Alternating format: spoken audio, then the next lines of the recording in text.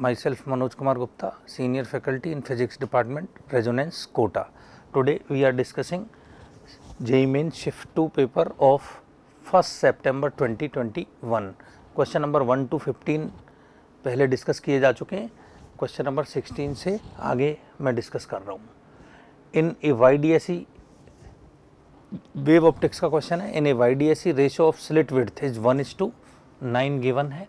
I max upon I मिन का जो रेशो है, आई मैक्स अपॉन आई मिन का जो रेशो है that is given x/4. Then find the value of x.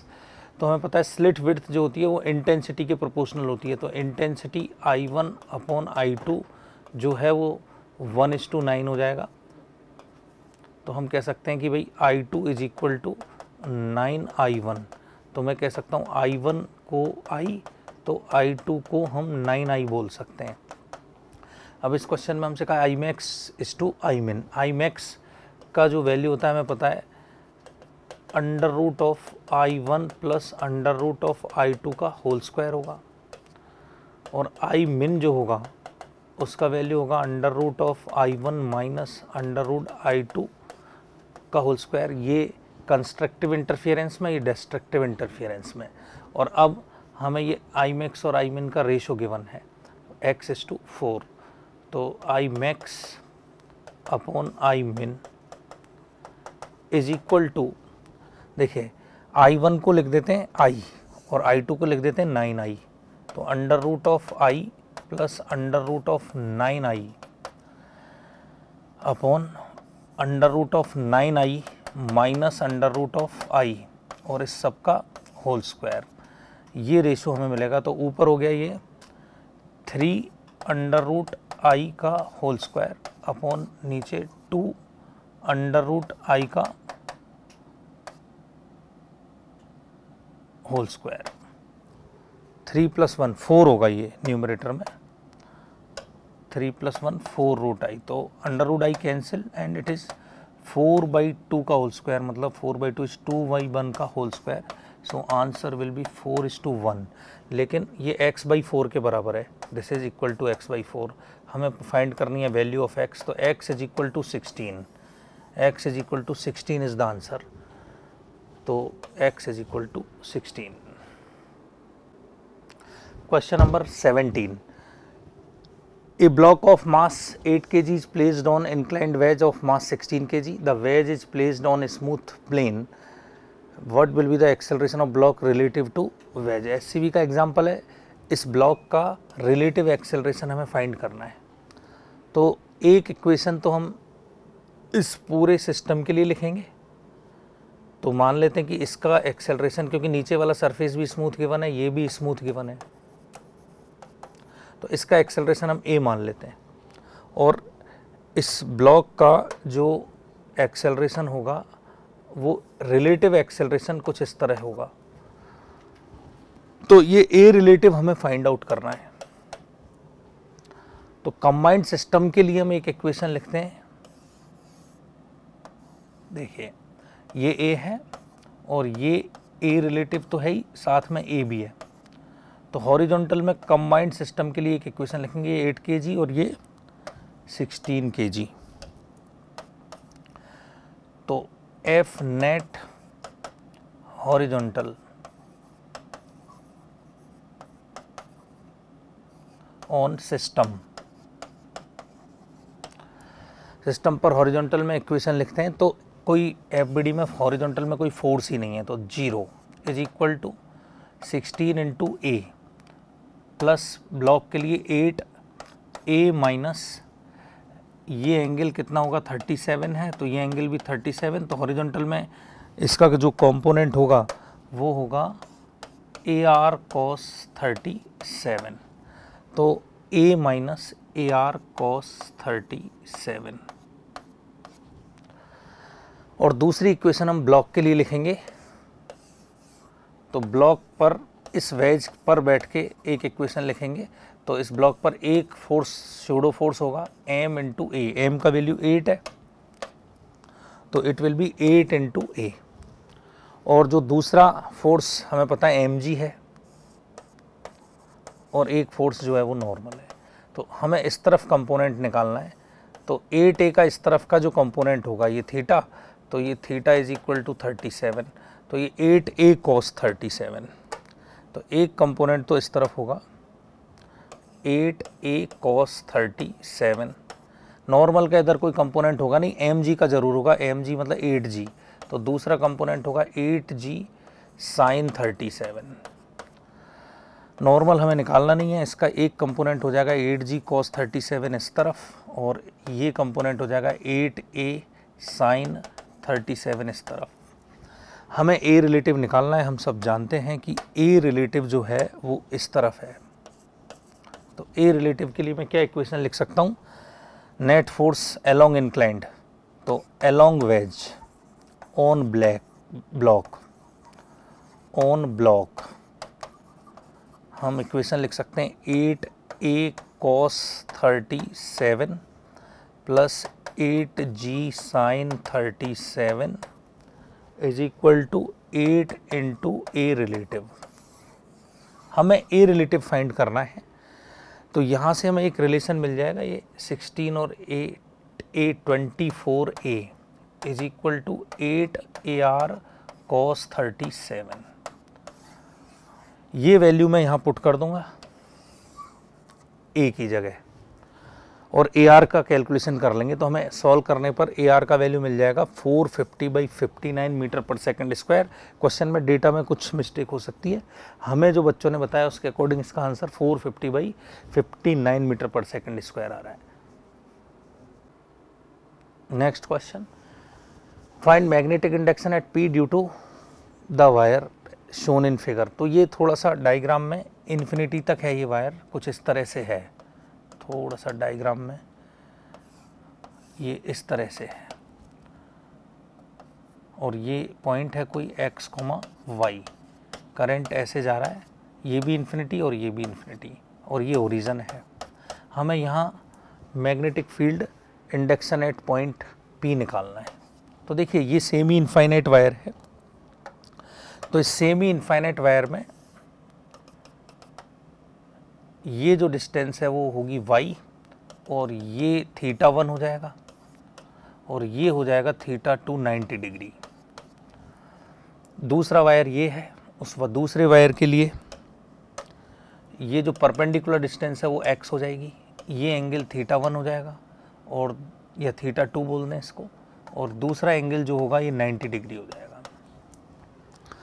तो मैं BP लिख रहा हूँ, BP is equal to B1 plus B2। तो this will be wire 1 and this will be wire 2। तो B1 is magnetic induction at P due to wire 1, ठीक है ना। तो इस सेमी पार्ट की वजह से जो होगा that is mu not I upon 4 r। r की वैल्यू परपेंडिकुलर डिस्टेंस क्या है y, sine θ1 is sine 90 plus sine 90 को 1 कह सकते हैं, प्लस साइन θ1, और साइन θ1 की वैल्यू मैं लिख दूंगा यहाँ पर, एक बार लिख लेते हैं, प्लस दूसरे वायर की वजह से mu not I upon 4 perpendicular distance क्या है x। अगेन एक एंगल साइन 90 है, साइन θ2, तो साइन 90 1 हो जाएगा, और दूसरा साइन θ2 प्लस साइन θ2। तो ये नेट मैग्नेटिक फील्ड होगा, बस इसे सॉल्व करना है। तो यहाँ से देखिए mu not I upon 4 y, तो ये हो गया फर्स्ट टर्म। 1 प्लस साइन θ1 को डायग्राम में देख के लिख सकते हैं, perpendicular upon hypotenuse x² plus y²।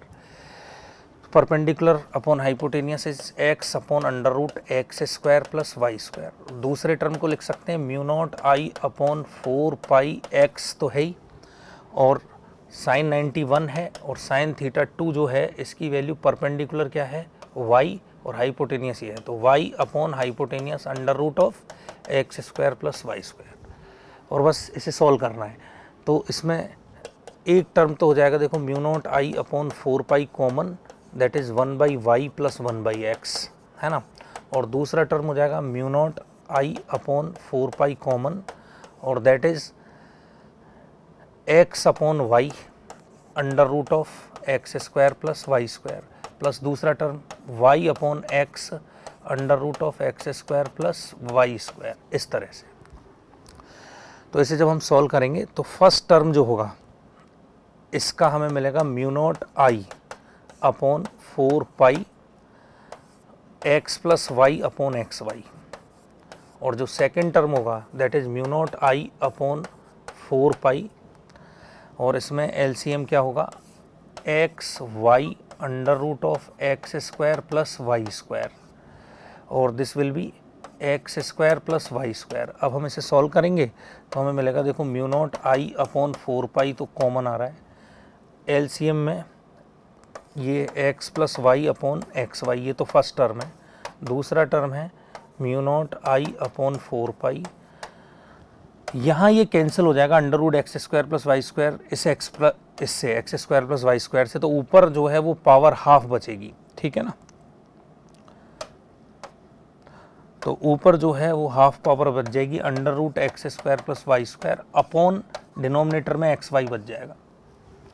और अब हम ये डिनोमिनेटर में कॉमन ले सकते हैं, mu not I upon 4 pi x y, तो जो फाइनल आंसर बचेगा देखिए mu not I upon 4 pi x y, और जो फाइनल आंसर बचेगा वो x plus y plus under root of x square plus y square plus under root of x square plus y square, और ऐसा है I think first option में mu not I upon 4 pi x plus y plus under root x square plus y square upon x y. So first is correct answer.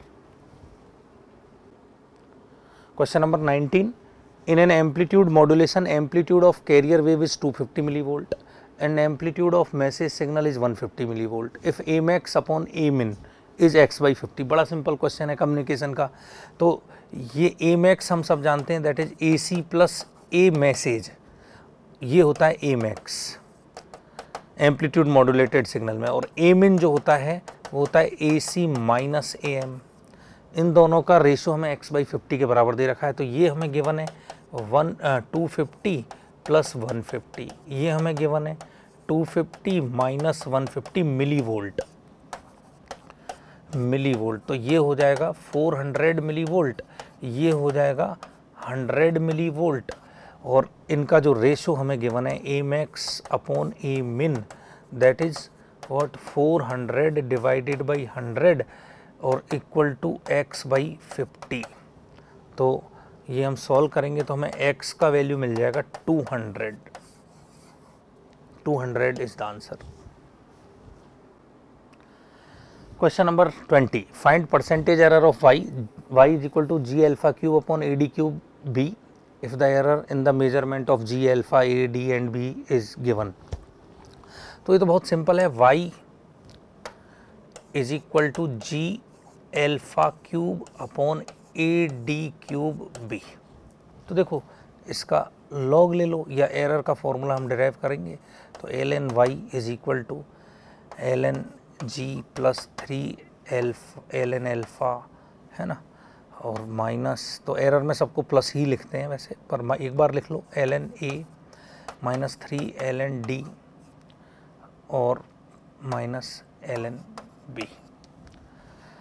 और जब हम इसका error का formula बनाएंगे तो एरर में सारे एरर प्लस में ही लिखे जाते हैं, तो this is what delta g by G plus 3 delta alpha by alpha, और plus minus is maximum possible error, and this is also plus delta a by a plus 3 delta d by d plus delta b by b। तो ये सारे fractional error हमें given है, हमें y का fractional error मिल जाएगा।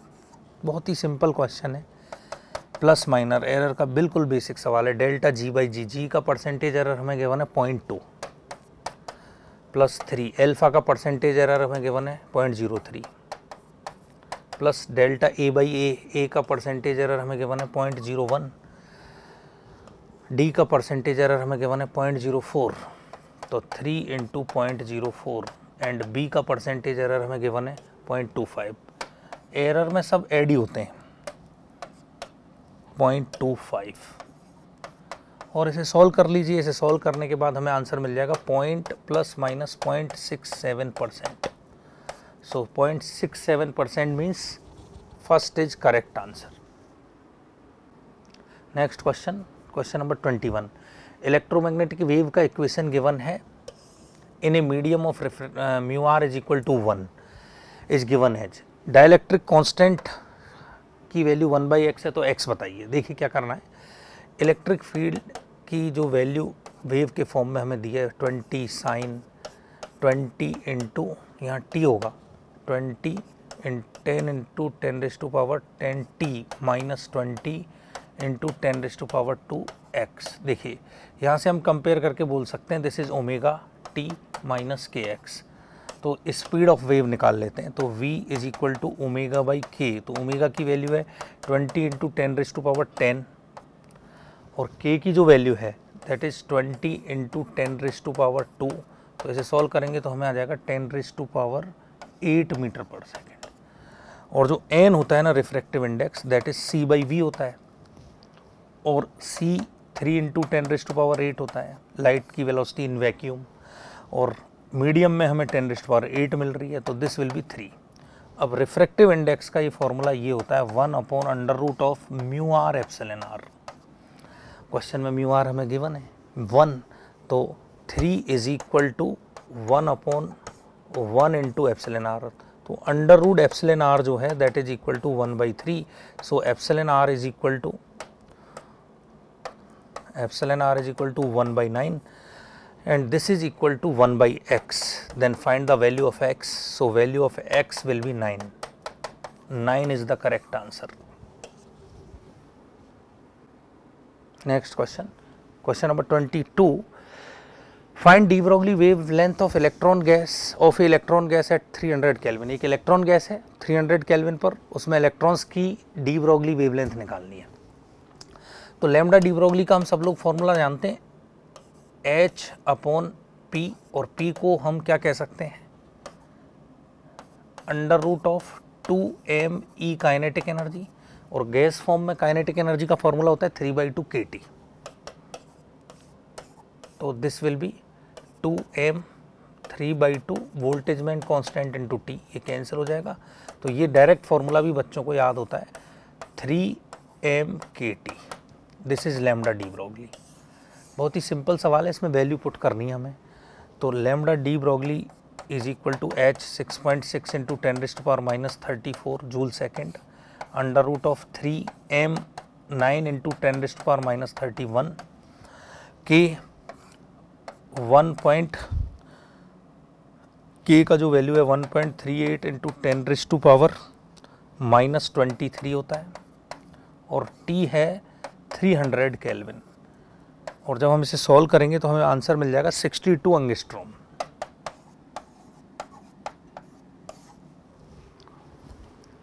अब answer पूछा x angstrom, then x will be, तो x will be 62 is the answer. Question number 23, ये भी एक सिंपल क्वेश्चन है। Which one is correct for diamagnetic material? Symbols has their usual meaning. तो m होता है इंटेंसिटी ऑफ मैग्नेटाइजेशन, h होता है मैग्नेटिक इंटेंसिटी।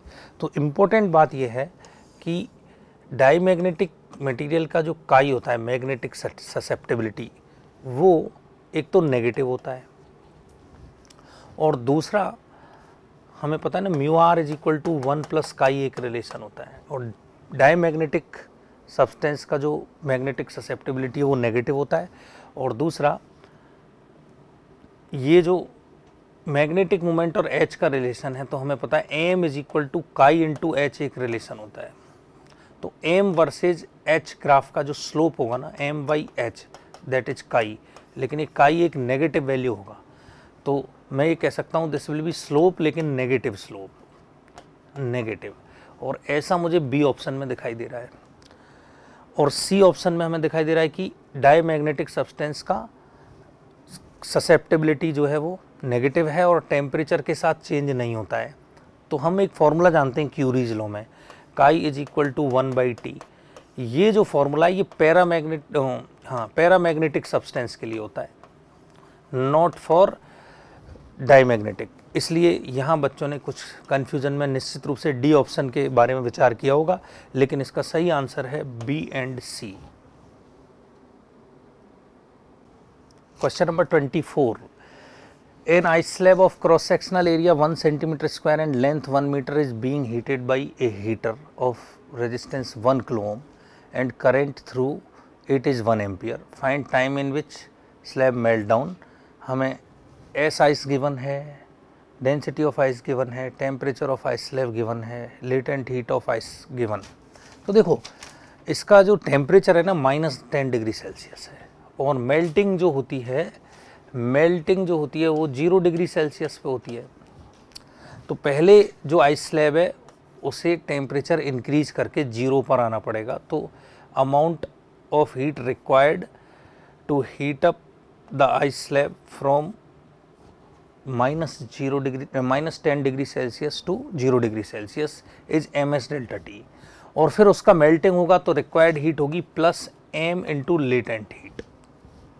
तो इतनी हीट रिक्वायर्ड है और ये जो हीट हमें मिलने वाली है ये हमें I² इंटू आर, ये पावर है, इंटू टाइम, इस फॉर्मूले से हीटर से जो मिलेगी। Heat given by heater, heat given by heater is equal to heat required in melting ice block, ये है। तो ये टाइम हमें निकालना है।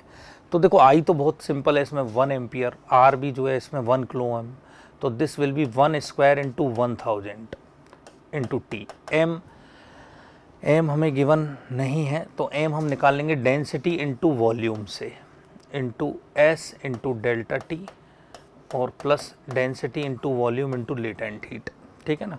तो एक काम करते हैं, डेंसिटी इंटू वॉल्यूम को कॉमन ले लेते हैं, S into delta T plus latent heat आ जाएगा।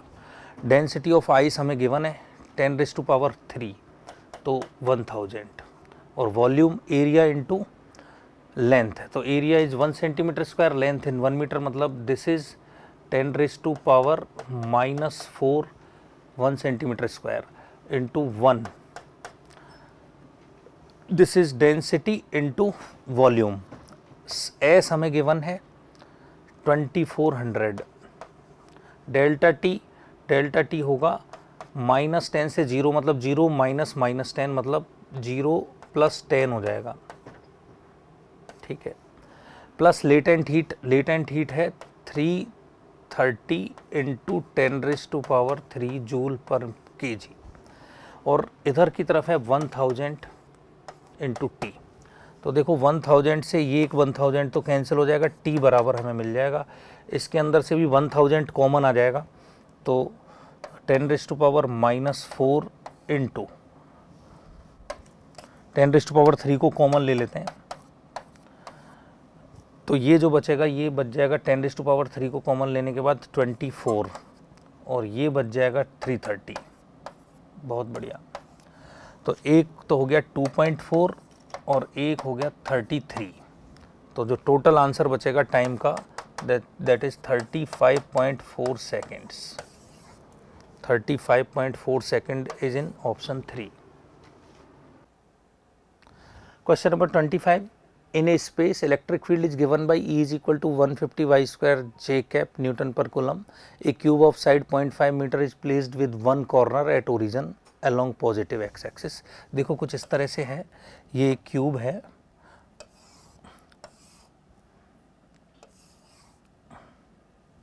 और इस तरह से प्लेस्ड है, ये वन कॉर्नर जो है वो ओरिजिन पर है। तो this is x axis, this is y axis and this is z axis. 150 y² j cap electric field है न्यूटन पर कूलम। तो जब y 0 होगा ना, y 0 होगा तो E बराबर 0 होगा। तो जो ये फेस है ना, इस फेस पर y 0 है, इसलिए E बराबर 0 है। तो इस फेस से जो जाने वाला फ्लक्स होगा दैट इज ऑल्सो 0, 5-1। क्योंकि इलेक्ट्रिक फील्ड इस तरफ जा रहा है जे कैप डायरेक्शन में, तो ये E जो होगा इस फेस पे y का वैल्यू 0.5 है, तो E होगा 150 इंटू y 0.5 का स्क्वायर जे कैप। इस फेज से पास होने वाला फ्लक्स जरूर हम लिख सकते हैं, जो फाई लिखेंगे that is equal to E into A, इसे सॉल्व कर लेंगे। बाकी चार सरफेस से जाने वाला फ्लक्स जीरो होगा, क्योंकि इसका एरिया वेक्टर आई कैप में होगा, इसका माइनस आई कैप में। इसका एरिया वेक्टर जो होगा वो के कैप में होगा और पीछे वाले सरफेस का माइनस के कैप में होगा। जो नेट फ्लक्स लिखा जाएगा वो इस सरफेस के फ्लक्स से ही लिखा जाएगा, दैट इज ई इंटू ए। ई का वैल्यू मैंने लिख दिया है, तो फाई नेट जो होगा वो फाई टू के बराबर ही होगा, और फाई टू इज 150 इंटू 0.5 का square and it is equal two into area, area is also, area की वैल्यू जो होगी वो 0.5 का स्क्वायर ही है, तो 150 इंटू 0.5 का स्क्वायर इंटू 0.5 का स्क्वायर, क्योंकि ये जो क्यूब का सरफेस है इसका एरिया भी 0.5 इंटू 0.5 होगा। तो ये फाइनाइट है, that is equal to q inside by epsilon naught. तो मैं कह सकता हूँ कि this is 150 into 1/4 into 1/4, so q inside is equal to 150 epsilon naught upon 16। Epsilon naught की वैल्यू पुट कर देते हैं, 150/16 इंटू 8.85 इंटू 10⁻⁻12, और इसे सॉल्व करने पर अपने को आंसर मिल जाएगा 8.3। Q inside is equal to, इधर लिख देते हैं, q inside is equal to 8.3 into 10⁻⁻11 coulomb, जो कि सही आंसर है ऑप्शन नंबर 4 में। Question number 26. A block of mass m moved up on a smooth inclined plane with constant velocity u and moved down there which is of the following graph is correct। तो इसमें कुछ graph बने हुए हैं, तो सबसे पहले हमें देखना है कि ये ऊपर जा रहा है तब भी कांस्टेंट वेलोसिटी से जा रहा है, और ये स्मूथ इंक्लाइंड प्लेन है, ठीक है, और नीचे आएगा तब भी कांस्टेंट वेलोसिटी से आ रहा है।